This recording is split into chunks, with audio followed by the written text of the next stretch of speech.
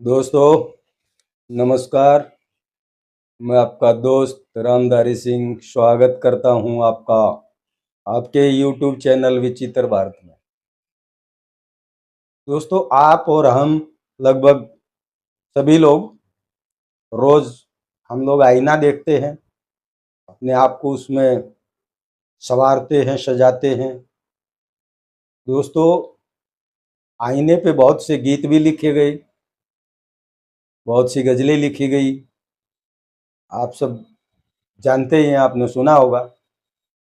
दोस्तों आपसे मैं पूछूं कि इस आईने का आविष्कार कब हुआ, तो आप शायद मेरी तरह ही आपको भी गूगल करना पड़ेगा। दोस्तों जब मेरे मन में ये ख्याल आया, विचार आया, मैंने इसके बारे में गूगल किया। गूगल किया तो गूगल का रिजल्ट ये है। गूगल बाबा कह रहा है कि 1835 में जर्मनी में आईने का आविष्कार हुआ। दोस्तों ये गूगल के हिसाब से सही है, लेकिन मेरे हिसाब से गलत है। मेरे हिसाब से गलत क्यों है कि मेरे पास ऐसे सबूत हैं जो 1200 वर्ष पुराने हैं।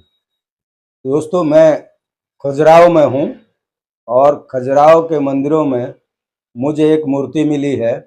वो मूर्ति ये है। ये मूर्ति आज से 1200 वर्ष पहले बनी है। इस मूर्ति के अंदर एक महिला आईने में अपने आप को देखते हुए अपनी मांग में सिंदूर लगा रही है। दोस्तों ये उस चीज़ का प्रमाण है कि उस आईना भारत ने दिया है। अब यहाँ पे भारत का नाम क्यों नहीं आ रहा है? क्योंकि जो दूसरे लोग हैं उन्होंने पेटेंट करवा लिया और हमारे यहाँ आईना 1200 वर्ष पहले था, क्योंकि तभी तो ये मूर्तिकार ने ऐसी मूर्ति बनाई। नहीं तो कल्पना में ऐसी मूर्ति नहीं बनाई जा सकती कि जो 1200 वर्ष पहले मूर्ति बनी हो और वो कल्पना ऐसी कल्पना हो कि वो 1000 साल बाद सही हो जाए।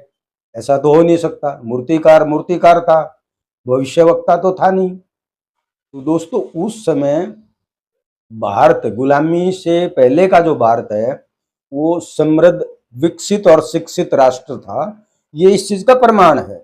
हमारे यहाँ और भी बहुत सी चीजें हैं। खजुराहो के जितने जो भी मंदिर हैं उनमें हमारे लगभग सारे मंदिरों में यही चीज दिखाई है कि उस समय का दैनिक जीवन कैसे होता था, लोग कैसे जीते थे, लोग नृत्य कैसे करते थे, शादी कैसे होती थी, लोग युद्ध में कैसे जाते थे, नृत्य उत्सव कैसे मनाते थे, ये सब चीजें हैं। तो हम उस समय मेरे ख्याल से भारत से कोई विकसित राष्ट्र नहीं था और इसलिए ये पेटेंट वाला कोई चक्कर नहीं था। तो इसलिए ये जर्मनी ने 1835 में आईने का आविष्कार किया। उनके हिसाब से हमारे यहाँ से तो हजारों साल पहले हो चुका था और उन्होंने पेटेंट करवा लिया। इसलिए गूगल बाबा की भी मजबूरी है, वो बताएगा कि आईना इतने उसमें बना। दोस्तों ये सजने संवरने का जो सिलसिला है, ये हमारा 1200 वर्ष का नहीं है, ये हजारों वर्षों पहले का सिलसिला है। हमारे यहाँ हम जितने भी हमारे शास्त्रों में कई बार हम पढ़ते हैं या कथा कहानियों में भी हमने पढ़ा है, हमारे यहाँ जो हमारी देवियाँ हैं जितनी भी, वो भी सब सजती और संवरती थी। अक्सर हमने नवरात्रों में देखा है, हम दुर्गा माँ की प्रतिमा लेके आते हैं, फिर प्रतिमा को स्थापित करते हैं, फिर उसका श्रृंगार करते हैं, फिर उसकी पूजा करते हैं। तो हमारे यहाँ ये शुरू से ही चलन है और हिंदू धर्म के अलावा किसी और धर्म में किसी भी स्त्री को देवी के रूप में नहीं माना गया है और ना ही ये सजने संवरने का कोई वो है। तो इसलिए हमारा धर्म इस चीज को ज्यादा इसी चीज पे फोकस करता है।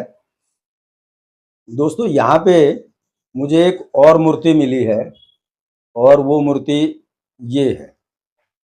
ये खजुराहो के इसी मंदिर में है ये मूर्ति भी। और इसमें एक महिला अपनी आंखों पे आईलाइनर लगा रही है। दोस्तों, आईलाइनर पलकों और आंखों के बाहर से एक काली रेखा करने के लिए इसका प्रयोग किया जाता है। वैसे मुझे इसके बारे में ज़्यादा जानकारी नहीं है, इतना भी मैं किसी से पूछ के बता रहा हूँ। तो दोस्तों, अब आजकल इसका कुछ चलन ज़्यादा है और आजकल की महिलाएं सोच रही होंगी कि हम बहुत आधुनिक हैं, जबकि उनको ये पता नहीं है कि ये बहुत हजारों साल पुरानी हमारे यहाँ परंपरा रही है ये आंखों को रंगने वाली। दोस्तों, जब मैंने इसके बारे में और जानने की कोशिश की तो मैंने भी इसके लिए गूगल का सहारा लेना पड़ा। और मैंने जब इसके बारे में गूगल किया कि आईलाइनर का प्रयोग कब हुआ या विकास कब हुआ, आविष्कार कब हुआ, तो दोस्तों रिजल्ट ये है। गूगल बाबा कह रहा है कि आज से 10,000 वर्ष पूर्व प्राचीन भारत और प्राचीन मिस्र में आईलाइनर का प्रयोग रेगिस्तानी गर्मी से आंखों को बचाने के लिए किया जाता था। तो दोस्तों, ये इस बात का सबूत है कि आज हमारा जो गुलामी से पहले का जो भारत था वो बहुत विकसित, शिक्षित और समृद्ध था। ये उस चीज का प्रमाण है। तो दोस्तों, ये थी आज की दो छोटी छोटी खोज। उम्मीद करता हूँ कि आपको वीडियो अच्छा लगा होगा। और वीडियो अच्छा लगा तो क्या करना है आपको पता है, लेकिन फिर भी मुझे बोलना पड़ता है, क्योंकि दोस्तों यूट्यूब का फंडा ऐसा है, जब तक आप ज़्यादा से ज़्यादा इस वीडियो को शेयर नहीं करेंगे तो यूट्यूब इसको नहीं दिखाएगा। तो कृपया करके आप इसको ज़्यादा से ज़्यादा लाइक करें, शेयर करें और चैनल को सब्सक्राइब करें। दोस्तों, फिर मिलते हैं किसी नई जगह पे नई तलाश में। तब तक के लिए नमस्कार।